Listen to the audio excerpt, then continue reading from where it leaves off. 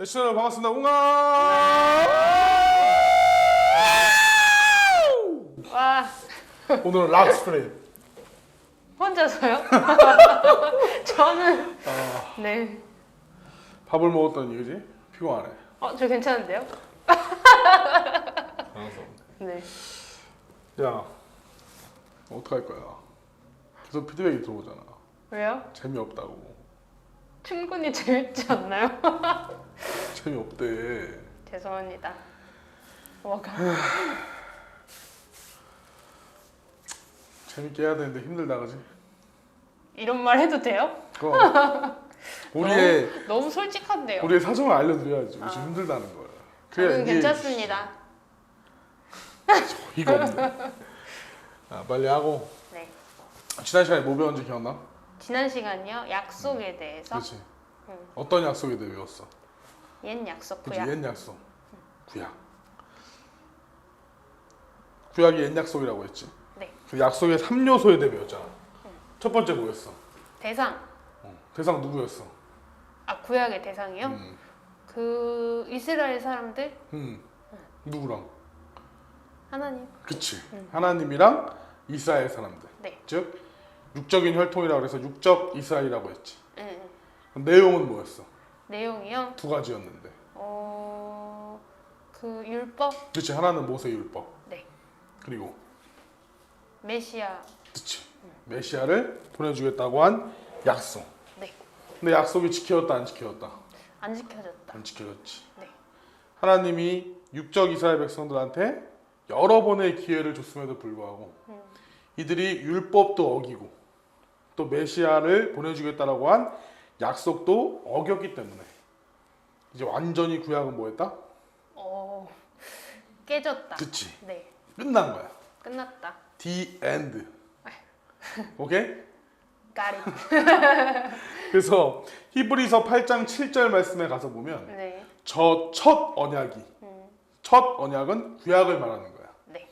무흠하였다면 즉 뭐가 없었으면 흠이 없었으면. 그치. 네. 흠이 없더라면 둘째 것을 요구할 일이 없었다 그래. 둘째 것이. 그럼 둘째 것이라고 하는 것은 둘째 언약, 즉 새 언약, 신약을 말하는 거지. 네. 이해돼? 네. Understand? Got it. 오케이. 그래서 이제 첫 언약은 완전히 끝났어. 네. 이제 육적 이스라엘은 더 이상 하나님과의 선민이 아닌 거야. 이들은 하나님이 여러 번 기회를 줬음에도 약속을 지키지 않았기 때문에 완전히 끝이 났고 이제 하나님이 새로운 선민을 택해서 새로운 약속을 하셨으니 그게 바로 새 언약, 즉 신약이야. 네. 그러면 신약도 역시 대상이 있겠고 내용이 있겠고 성취 여부가 있겠지. 네. 오늘 이제 여기에 대해서 한번 하나하나 알아보자. 좋습니다. 자, 신약의 약속의 대상은 누구일까? 대상이요? 신앙인들? 그치? 똑똑하네. 네. 이스라엘은 아니니까. 맞나? 어쨌든 이 요한복음 1장에 가서 보면 이제 11절 이하의 말씀에 네. 예수님이 자기 땅에 오셨음에도 불구하고 이 백성들이 예수님을 영접하지 않아. 그래서 이제 이들은 끝이 나고 하나님이 이 예수님을 믿는 자들, 그 이름을 믿는 자들에게 하나님의 자녀가 되는 권세를 주셔. 근데 이는 육정으로나 혈통으로나 사람의 뜻으로 난 게 아니라 네. 하나님의 뜻으로 난 자들이다 그래. 그래서 이제 예수님이 오심으로 육적인 세상은 끝이 나고 이제 예수님의 영적인 혈통으로 예수님을 믿는 자들을 대상으로 주신 게 바로 뭐냐? 새 언약, 신약이라는 거지. 그래서 새 언약의 대상은 먼저는 누구냐? 그리스도인이야. 그리스도인. 그리스도인. 크리스찬. 크리스천. 예수님을 믿는 자들. 내가 예수님을 믿기만 하면 이제는 뭐가 되냐? 신약의 대상이 되는 거지. 네. 구약의 대상은 내가 아무리 하나님을 믿는다고 뭐한다 해도 구약의 대상이 될 수가 없었어. 이스라엘 사람으로 태어나지 않으면 이스라엘의 12지파에 속하지 않으면 근데 이제는 예수님을 믿는 자들로 하여금 하나님의 자녀가 되는 권세 즉 신약의 대상이 되게 해줬다는 거지. 좋은 거네요. 그치. 근데 이제는 정말 구원의 길이 모든 사람에게 열린 거지. 기회가 주어졌다. 예수님이 십자가를 지시고 피를 흘리셨기 때문에. 네. 그 예수님의 피로 약속한 것이 바로 새 언약이거든. 자, 그러면 이 장면을 한번 잘 우리가 가서 보면 네. 누가복음 22장 20절에 그 말씀이 잘 나와. 누가복음 22장은 최후의 만찬 때 있어진 일을 기록한 내용이야. 그 사진. 그치. 가운데 예수님 앉아 계시고 사진이 아니라 그림 그림이네요. 12제자들 쫙 앉아 있는 네, 그 최후의 만찬. 그때 이제 예수님이 하신 말씀인데 20절에 뭐라고 말씀하시냐면 네. 이 포도주를 제자들한테 주시면서 이 잔은 내 피로 세우는 새 언약이다. 근데 누구를 위하여 붓는 것이냐? 너희를 위하여 붓는 거라 그래. 너희를 위하여. 여기서 말하는 너희는 12 제자들. 제자들을 말하는 거고. 네. 이 12제자들은 말 그대로 예수님을 믿는 자들, 이 크리스찬들을 대표하는 인물들이지. 네. 즉 예수님께서 이 새 언약을 누구랑 하셨냐? 예수님을 믿는 사람들이랑 하신 거야. 그러니까 어떻게 보면 우리는 하나님 입장에서 이방인이었어. 그렇지? 이 기독교가 대한민국에 들어온 지 100년이 좀 넘었지만 그 전만 하더라도 우리는 하나님을 아예 몰랐다고. 계신지도 몰랐고. 그렇지? 네. 왜? 예수님도 몰랐어. 그 복음이 우리한테까지 전파되지 않았기 때문에. 100년밖에 안 됐군요. 그렇지. 19세기 후반에 들어왔으니까. 네. 어쨌든 이 예수님이 제자들을 통해 기독교인들과 새 언약을 맺음으로써 이 복음이 땅끝까지 전파가 된 거고 그게 오늘날 우리에게도 오게 된 거지. 아, 진짜 전파가 됐네요. 그렇지. 그렇군요. 그래서 너도 나도 이제는 뭐야? 새 언약의 대상이 되는 거야. 즉 신약의 선민이 되는 거지. 네. 하나님의 택한 백성. 벅차지 않아? 죄송해요. 반응 너무 느렸다. 다시. 아니. 근데 하나님의 선민이 되면 뭐가 있냐면 벅찬 것도 있지만 또 하나는 뭐냐? 부담도 있어. 왜? 무서워서? 그렇지. 약속을 지키냐 지키지 않느냐에 따라서 복과 벌이 나눠지게 되니까. 무섭네요. 그렇지. 반드시 뭐 해야 돼? 지켜야 돼. 안 지키면 버림받는 거야. 어쩔 수 없이 지켜야 할 것 같긴 한데요. 그러니까 하나님과의 약속은 조건부 언약이기 때문에 무조건 지켜야 돼. 왜? 지켜야 복 주신다는 게 하나님의 언약이기 때문에. 자, 그럼 이제 신약의 내용은 무엇일까? 내용. 구약에도 율법이랑 예언이 있었던 것처럼 신약에도 율법과 예언이 있어. 자, 먼저 신약의 율법은 뭐냐? 이 마태복음 5장부터 7장까지 말씀에 가서 보면 예수님이 제자들을 데리고 산으로 올라가. 산으로. 그리고 그 산에서 제자들에게 교훈을 주셔. 그래서 그거를 산상수훈이라 그래. 근데 이 산상수훈의 말씀을 다른 말로 뭐라고 하느냐? 예수님이 주신 자유율법이라 그래. 자유율법이요. 그러니까 모세 때 율법은 모세율법이라 하지만 네. 예수님이 주신 새로운 율법은 자유율법이라 그래. 그럼 이 자유율법과 모세율법의 차이는 뭐냐? 모세율법은 말 그대로 육체를 제어하는 법이야. 그러니까 내가 육체로 직접 행하지 않으면 죄가 아니야. 예를 들어서 내가 여자를 간음을 해야 진짜 간음한 것이 되는 거고 네. 사람을 죽였을 때 살인죄가 성립이 되는 게 율법이야. 모세의 율법. 네. 근데 예수님이 주신 산상수훈의 계명을 보면 자유율법은 내가 여자를 보고 이 음욕만 품어도 이미 간음한 자라고 말씀하셔. 생각조차도 그치. 다 아시니까 그러니까 생각과 정신까지도 제어하는 법이 자유율법이지. 정신을 고쳐야겠네요. 그렇지. 그러니까 예수님은 정말 제자들이 이 생각과 정신까지도 하나님의 것으로 바뀌길 바라신 거야. 아멘입니다. 영적인 시대가 된 거지. 그리고 형제를 보고 미워하는 자는 이미 살인한 자라 하시고. 미워. 그렇지. 그래서 예수님이 맨날 뭐라고 하시는 거야? 용서하라, 용서하라 하신 거야. 그러니까 모세의 율법보다 자유율법이 훨씬 강화가 된 법이지. 네. 지키기도 어렵고. 되게 이름은 자유율법 해가지고 좋은 줄 알았는데 자유. 그러니까 이걸 지켰을 때 내가 죄에서 자유케 되는 거지. 죄에서 자유케 돼서 그렇지. 자유율법. 이해했습니다. 근데 어떤 사람도 이런 말을 해. 야, 이건 못 지킨다. 그럼 네. 어떻게 지키냐? 그니까요. 근데 예수님이 정말 지킬 수 없는 법을 주셨을까? 그거는 아니겠지. 아니에요. 구원받을 사람이 없어서. 이 자유율법도 뭐하냐? 지킬 수 있는 방법이 있어.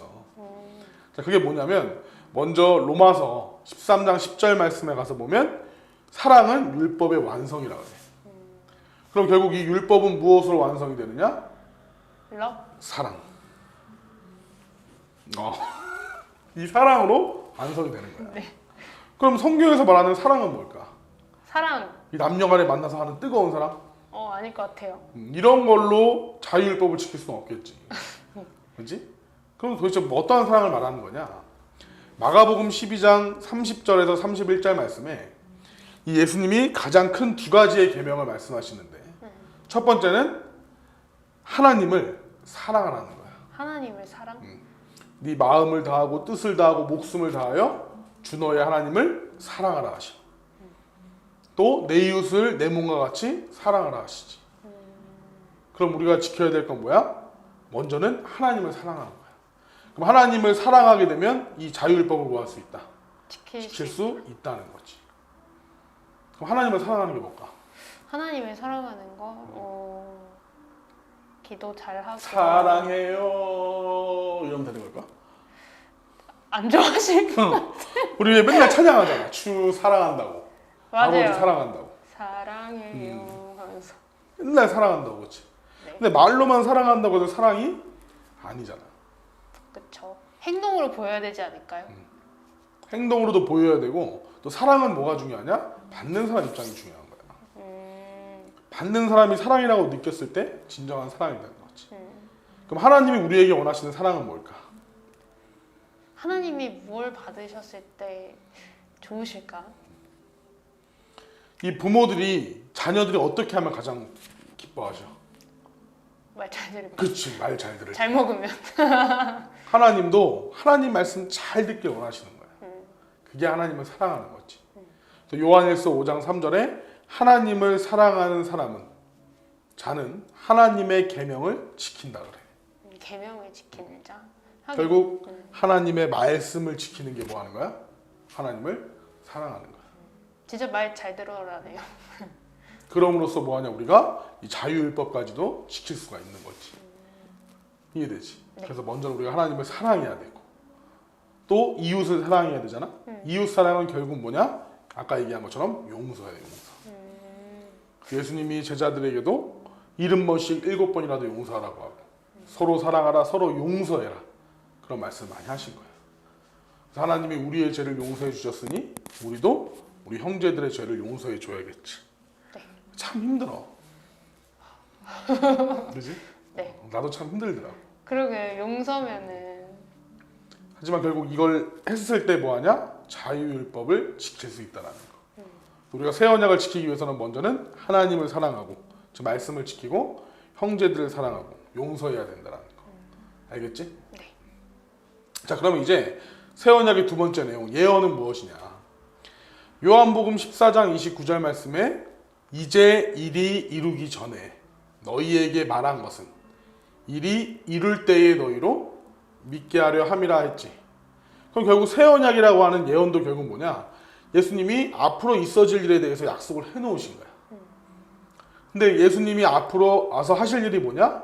결국에는 예수님의 재림이지, 재림. 그래서 오늘날 모든 기독교인들이 누굴 기다려? 예수님을 기다리죠. 다시 오시는 예수님을 기다리고 있는 거야. 맞아요. 근데 예수님이 초림 때에도 어떠한 과정 속에서 이 말씀대로 오셨던 것처럼 이 주 재림 때에도 마찬가지로 어떠한 과정 속에서 이 말씀대로 뭐하냐? 오신다는 거야. 네. 그럼 우리가 예수님이 어떻게 오시는지 뭐해야? 알아야겠죠. 알아야 뭐 할 수 있겠어? 영접. 영접할 수 있겠지. 그게 새 언약을 지키는 자가 되는 거야. 과정을 알아야겠네요. 근데 문제는 뭐해? 모른다니까. 그쵸. 말로는 알아.